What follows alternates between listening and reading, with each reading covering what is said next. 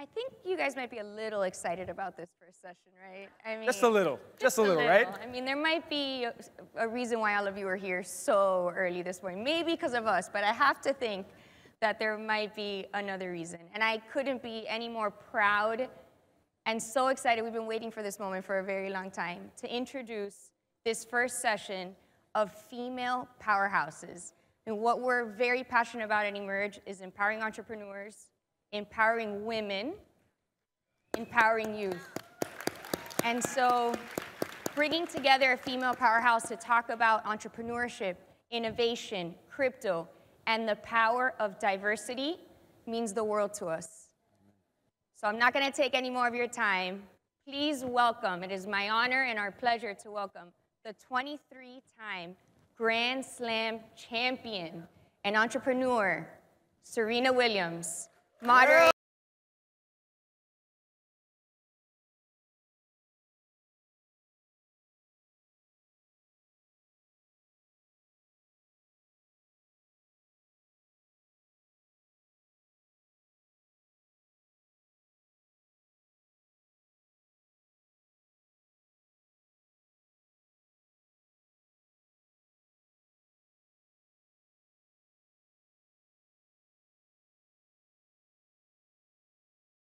All right, I guess we are on now. Yes, we are. Good morning and welcome to the second day of Emerge. It's a great pleasure to be here. It's a great honor to be on stage with the unstoppable Serena Williams. Thank you. It's good to be on stage with you as well. Thank you. Yeah. So it's a great honor, and also I feel very humbled to be part of this conversation with all of you. And I feel extremely humbled as well by being labeled as a powerhouse in the title of this session. I feel very proud of our team at Okcoin doing what we can do to really bring down the barriers, bring more financial inclusion and transparency and freedom into our life with crypto, and also get everyone to get more control over our own life. And we are very excited to be announcing today that we are going to launch a new initiative with NFT markets that is going to be fee-free and also take out all the cap for royalties for creators. And I'm hoping that that will help everyone to be our own version of powerhouse in the future. Now, back to the real powerhouse on this stage, Serena Williams. You have been so amazing by defying all the biases in the industry, either on the sports court or being an entrepreneur, having your own business in fashion, and then later become a great mom and having a lovable family, and now recently having closed a fund called Serena Ventures by investing in great potential founders in the space. Yes. So I'm really curious. I'm sure many in the room here today are also very curious of how you actually found and channel your energy through all these passions in your life. How do you find the balance and actually be able to win in all these areas? Yeah, well, it's definitely not easy. Obviously, I've been playing tennis my whole life, really, and Serena Ventures is something that I really wanted to dive deeper into. I have always loved entrepreneurship, and I've always loved investing, and I've always loved technology. So when I started investing almost a decade ago, I really just fell in love with early seed investing and early stage investing, and I really fell in love with the opportunity to help companies be able to develop their company from an early stage and really just say, this is what you need to do in order to succeed. And without realizing it, it was something that I'd always done in my tennis career. It's like, you know, starting from such an early age and, you know, developing that. So we were able to do our first close. We closed on our first fund, which we were really excited about a few months ago. And yeah, it's just, winning is not easy. It's just like in anything you do, it takes a lot of practice, it takes a lot of effort, it takes a lot of time and tons of hours. So, people think, oh, it comes so easy, you know, if you have a name or if you have a platform, but it actually takes so much time and so much effort, whether it's playing tennis or whether it's Serena Ventures. I spend so many hours on Serena Ventures, and it takes a lot of hard work. I know that as a tennis player, that hard work is the one thing that I'm really good at. Yeah. Yeah. As part of the entrepreneurial and startup world, I know and our team know that to be able to succeed in a very competitive world, you have to have a lot of focus. Yeah. You have to be able to actually evolve yourself, to learn from challenges and obstacles and whatever perception is out there, either perceptions from other people or your own perception. Have you ever had those moments of self-doubt or any big moments where you feel like you're actually really growing from those difficult times, either in sports or, you know, investment or entrepreneurship? Yeah, self-doubt is real. I have it all the time. I always say that every time I step on a court, I have this moment of like, oh my gosh, am I going to be able to do it? And then the moment I'm walking out, my mind changes. And the same thing that applies for me in venture. When I first started deciding that I'm going to raise this fund, I had to pick up my team. I had to make sure I had the best in class and continue to expand on the team that I already had built for my investments. And there are so many times I was just like, why? And I'm not going to be able to do this, or it's going to fail. I should just walk away now. And so many days of sleepless nights and so many moments where I'm just like, I don't think I can do this anymore. And always what I tell my founders now is that unless you feel like that, you're not doing something right. So I feel like that is actually encouraging when you're so exhausted or you're so stressed because you're like, I don't know how I'm going to be able to do it. It means you're doing something right, you know. And where did you get that strength? Where did you get that strength from to pick up yourself from those moments of challenge? It's just the tenacity to continue to go on, you know, and in my spirit, I'm not going to give up. And I know everyone out there, you're not just going to walk away from something that you've built or tried to build for so many years. But there are moments where you do feel like I'm just going to leave and just walk away. And that's actually normal. And I always, like I said, I tell my founders, I tell my partner, like, this is normal and it's good that we got to this point because now we're going to go to the next level. So yeah, it's just fighting through those moments and just saying, I'm going to fight through this moment and I'm just going to go to the next day and I'm going to go on the next day and the next day. And it really creates, you know, passion. It creates the founder and the entrepreneur. Yeah, I do feel like that the spirit of strength and grace that you actually bring to redefine both sports as well as what you're doing outside sports is really one. Like, you really develop. It's not given to you. That's what has been making your story so inspiring for so many people, myself included. In your work in so many different lines, what are the key gaps that you're really seeing these days? So we've seen so much progress, right, in the past several years, especially when it comes to technology. One gap that I have seen a lot still is diversity. That still continues to be a big gap for us, is the lack of diversity. And really that's one of the main driving forces that really impacts how I think as an investor and as an entrepreneur. And my whole life, I've been in this sport where it was predominantly white, and I had to often be, you know, underrepresented and misrepresented and just having to take lower pays and lower contracts than other people. And so for me, I feel like tech really is not hugely different in terms of the lack of diversity. And really, it's really getting that diversity in engineers and software engineers, which is super important. Only 5% of the software engineers are actually Black, which is an incredibly low number, and less than 20% are female. So those are the numbers that I really want to be able to try to tackle, and the area to focus on is that lack of exposure in particular that Black talent, because that's huge for us. Software engineers are really building the future. Technology is truly building the future of the world. So we don't want to have our voices missed by not having our Black entrepreneurs involved in building that future. So that's where I see,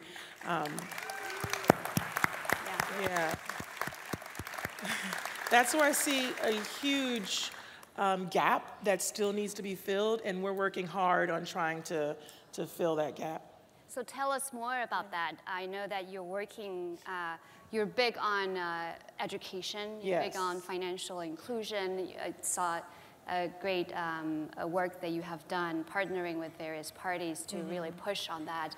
Tell us more about what you're doing on that front to really help bringing more people just through education, right? Telling them that it's actually okay to be different from your previous you. It's okay to be different from what other people think you are supposed to be. And it's different to try on new things, right? So tell us more. Yeah, so I have actually personally invested in Carrot, which is the world's largest interviewing company. And what we're doing together is expanding a program called Brilliant Black Minds. And this program is so amazing, and it's so important because together we're creating a movement to really give our Black entrepreneurs and our Black engineers an opportunity to really succeed at the interviewing process. Because when you think about it, a lot of it breaks down at the interviewing process. Haven't been on technical interviews, don't really understand what to expect when they're on these technical interviews. And so we lose out on half of the opportunities because we don't really know what to expect. So Brilliant Black Minds has been really amazing and supporting and providing technical coaches. So it's like a coach that helps you go through the practice of an interview session and give you real life feedback. And that really helps our entrepreneurs to be able to have an opportunity to be more successful in these interviews, which leads to the opportunity of actually getting the jobs. Exactly. And so really a part of that is not necessarily like, okay, it's also creating the opportunity to have the job, but then in addition to companies creating opportunity, it's also very important to be prepared, to have our Black engineers prepared to actually take that opportunity. And so that's what we're doing at Carrot. So excited to be one of their investors, a personal investor, and to really just kind of tell more people about Brilliant Black Minds. Yeah.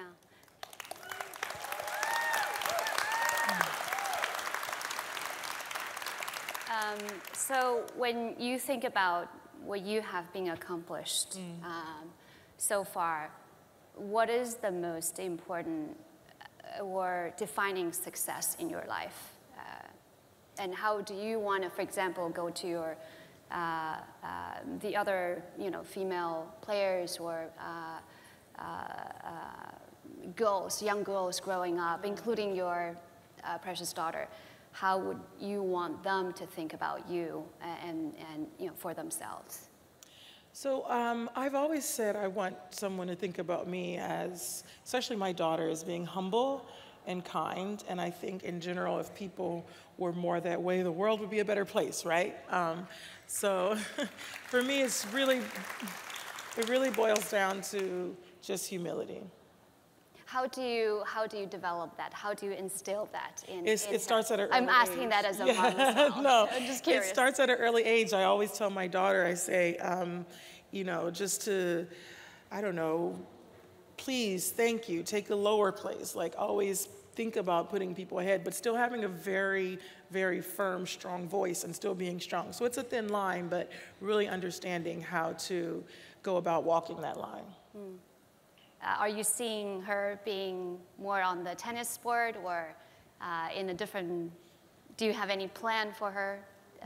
It's so funny. My dad had planned my whole life, and now for me, it's like, well, what do I want her to do? Is it tennis? And I asked her yesterday if she wanted to play tennis. She said she liked ballet and gymnastics, and kind of broke my heart a little bit.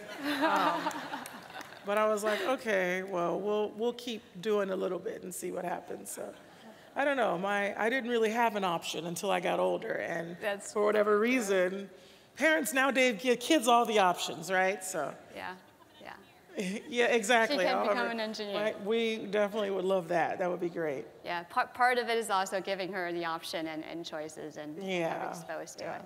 Yeah. Now, shifting topics, we are at one of the largest tech events, and Miami is becoming the new Silicon Valley. Thank you for the conference team who is making this happen too, including the mayor in Miami.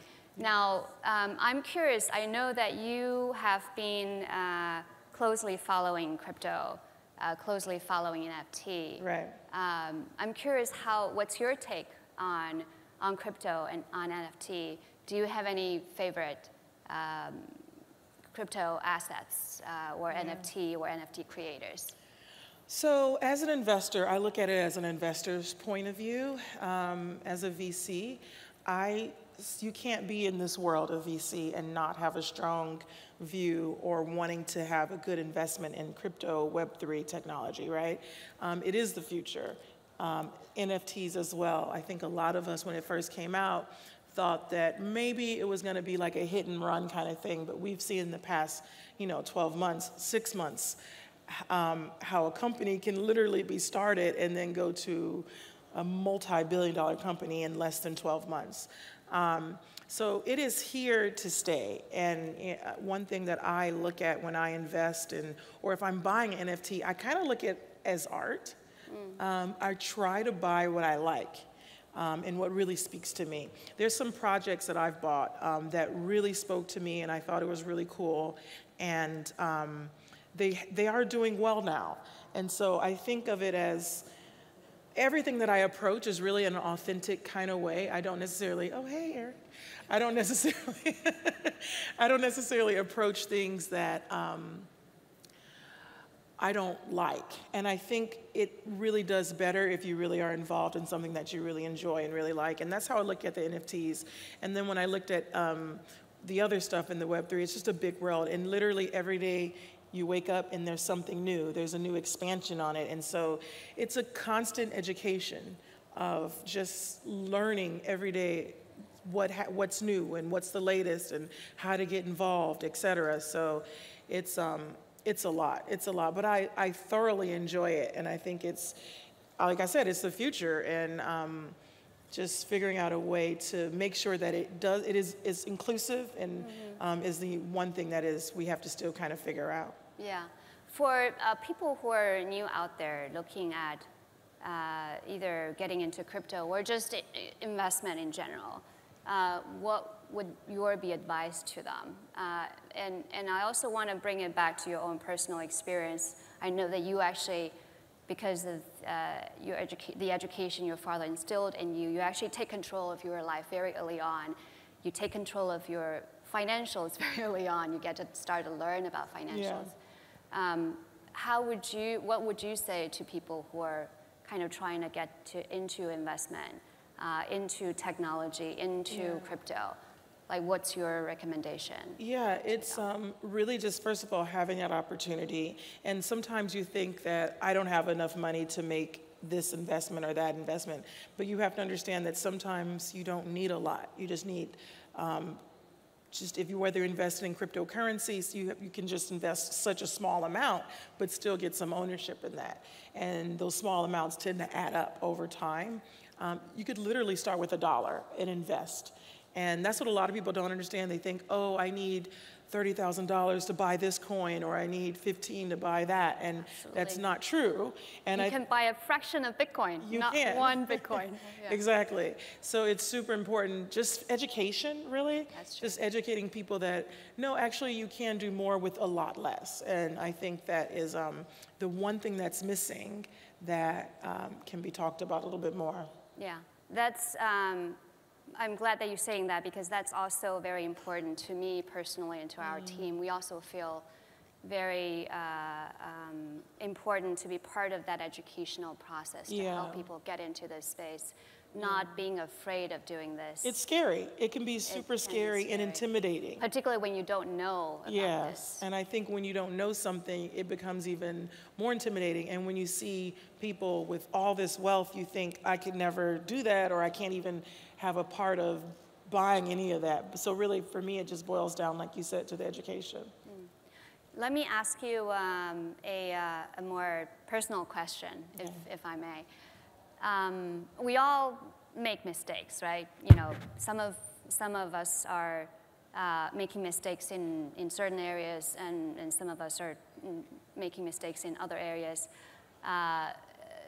People like you, for example, Serena, you made a mistake, but you still managed to be number one. You're non-stoppable. But there are moments, I'm sure, that you're making mistakes. Any memorable mistakes in your life where you feel like those are the moments where I feel like those mistakes are worth making, if I can put it that way? Yeah, I actually never made a mistake. Here you go. That's how you become number one. No, I'm just kidding. I've made more mistakes than I can remember and I can count. We all have, right? Yeah, I don't know. I think if you're talking about the investor side, I think one of the biggest mistakes in the past when I first started, and I'm really good. Like when I make a mistake, I learn from it so I don't make the same mistake twice. Because I'm also a perfectionist, and I get really, as you may or may not know, get really angry when I make a mistake. I heard that you're very bad at making mistakes. Yeah, so, but I think because I take it so hard, I really try to learn from it. And I love that saying of learn from your mistake, live in the present, and don't make the same mistake in the future. And that's something that I try to live by. But yeah, I don't know. I think when I started investing early on, I made the mistake of, oh, there's a lot of people going into it, so it must be hot, and it was not. So I never did that again. Actually, now I like shy away from those kind of deals. Right. I'm like, too many people. If too many people are telling you this is good, yeah, think twice. I'm going this way. So I learned a lot from that, and mistakes like that have been good for me to make, and really to make early on. Yeah. So I don't do it, you know, when we're going into bigger companies and things that make more sense. Yeah. Where did you learn that from? Again, being able to learn from those mistakes, Yeah. and really make sure that the next one comes much later, right? Instead of tomorrow, it's actually coming next year, hopefully. Like, where did you learn from that? Just educating, you know, just learning and reading books, and that's where I actually read that from. And I thought that was something that really stuck with me, because often if you make a mistake, you can tend to really dwell on it and live in the past and really, really, really, really get upset. And funny story, Venus is in the crowd here, and we were at, I don't know, Wimbledon, one of these tournaments one year, and we were playing doubles, and I got so mad, and I was putting so much pressure on myself, and I had made this mistake, and it was a very costly error. And she's like, you gotta let it go. You have to let this go. And it was such a simple saying, but she was absolutely right. We were still there. I needed to let it go and continue to be involved. And the same thing applies, whether it's in business or whatever you're doing. If you make that mistake, you have to let it go, but learn from it. And, or else it could really hold you down if you don't. Yeah. Who is the most important person in your life at this point? Or not personally? Yeah, that's impossible. You know? Yeah, no, definitely my family. We're all super, super close. And I wouldn't be here without them. I mean, they're definitely the biggest part of my life. What would you, if you go back 10 years, 20 years, what would you say to yourself as a little girl? I always say that is not really a fair question, because everything that I've done, all the mistakes that I've made in those 10, 20 years have developed me into the person that I am today. And as much as I would like to say something, and as much as I would like to, you know, help my younger self, one, it's not possible. And two, I wouldn't be who I am, you know, with all the scars and wounds that I have on me, but yet it creates a lot of experience. Yeah, it's amazing that with what you have been able to accomplish, you still have that level of humility and strength that really shine through. In your interaction with your team as a founder, as an entrepreneur, I know that there are a lot of investors in this room, but I'm sure there are also a lot of entrepreneurs who are trying to build their own thing. Can you share your experience when you first got into the entrepreneurial world? I'm sure that the first one was building your own business in fashion. What got you into that, and what are the things that you actually grow through? Well, fashion was super important. It really helped me understand the entrepreneur. So I got into fashion because I went into fashion school, and I've always loved it. And that was my major, was fashion, and I love, it was my thing.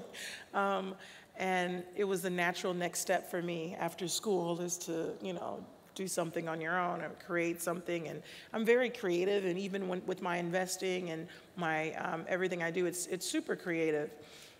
So I learned the entrepreneurial spirit in fashion in terms of literally sleeping 2 hours a day, just trying to make sure that things are right and trying to get it off, and understanding how much work it takes to build something, and how much that helped me into going into Serena Ventures. So it was a lot. I learned a lot about decks, and I learned a lot about everything you need to know.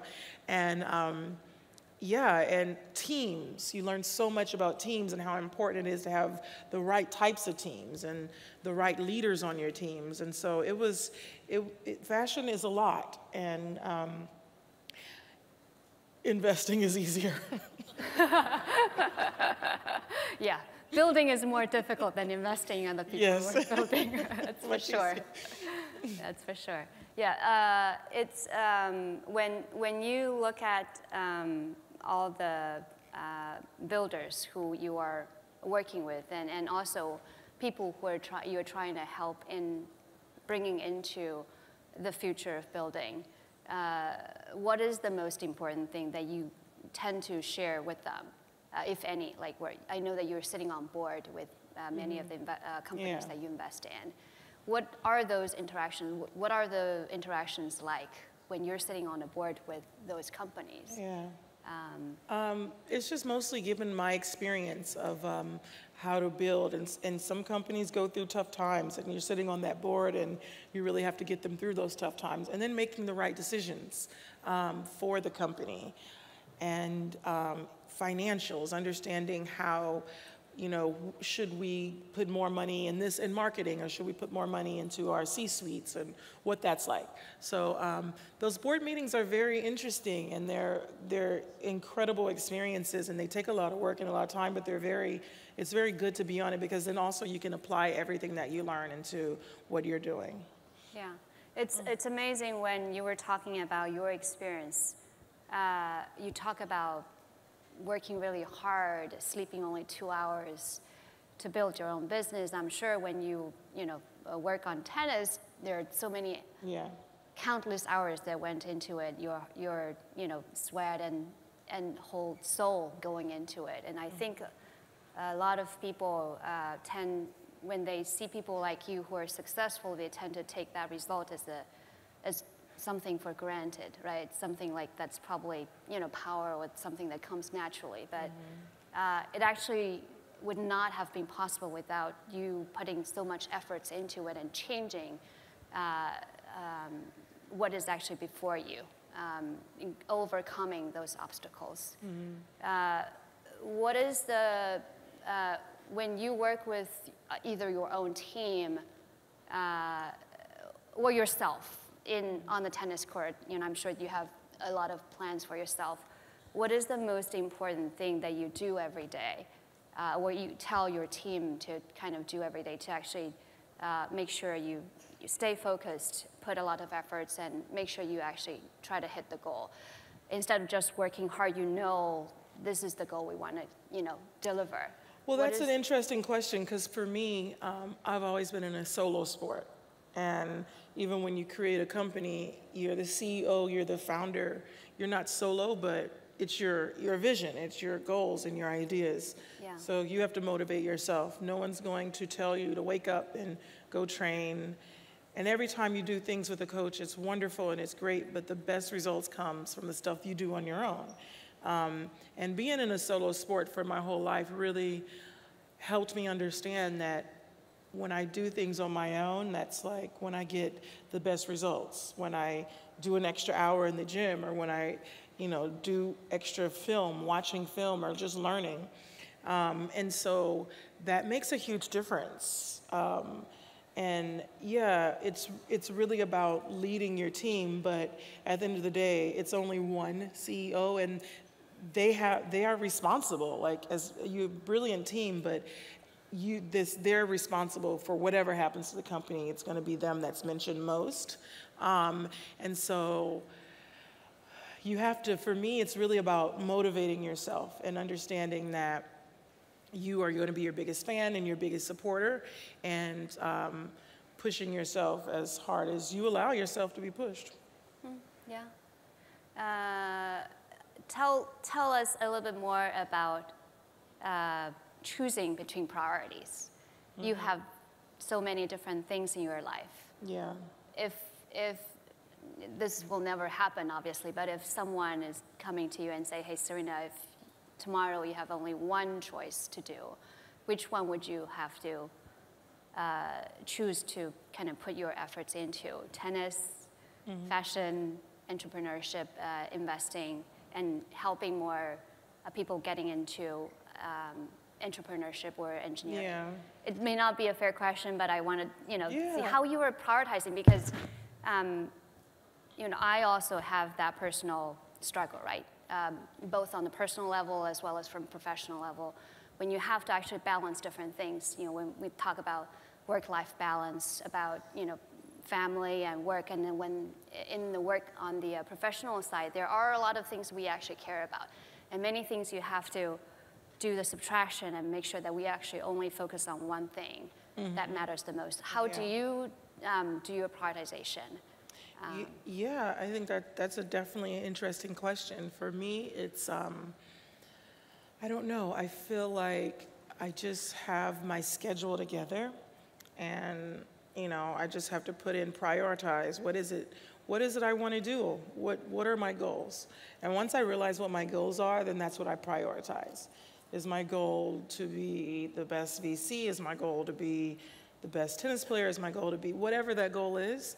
I prioritize what that one is, and everything kind of has to work around that.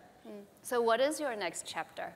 You're still writing your... Yeah, my next chapter is, I don't know. I don't know. It's an open book, and then, in the moment, I just kind of write what the next chapter is. Okay, awesome. So let me also ask how you feel about your life at this point.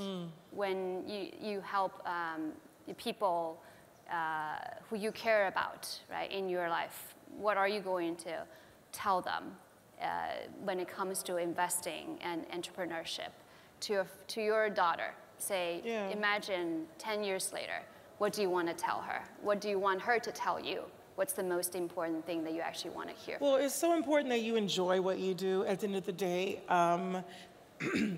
That is the biggest and only thing that matters, is you enjoy it. Because everything is 100 times harder if you don't. And that's what I would want to tell her, is make sure that she enjoys what she does. And she'll be better at it. I love waking up and doing what I do, and it's a really good feeling. Yeah. Okay, let us do a rapid fire to wrap this up. Oh, actually, before that, is there anything you want us to know that we actually don't know about you? Oh, anything you don't know about me, I'm keeping secret. No accident. Great. Let's do a rapid fire. We want to do a little okay or not okay game. where I'll just ask you a very quick question, Yes. Brief ones, and you can tell us whether it's okay or not okay. If you think it's okay or not okay, feel free to tell us why, or we can just go to straight to the next one. Billionaires going to space. Weird. But I'm also claustrophobic. I'm not. All right. So not for me. Wearable technology for tennis players. It's totally okay. Yeah. So good to NFT. track what's coming out of your body. So I think it's amazing. Yeah. NFTs selling for millions. You know, that's what the future holds. That's what's happening. That's exactly what's happening. Okay, great. I think that's it. Okay. Oh, actually, one more. Miami becoming the new Silicon Valley. Okay. Okay.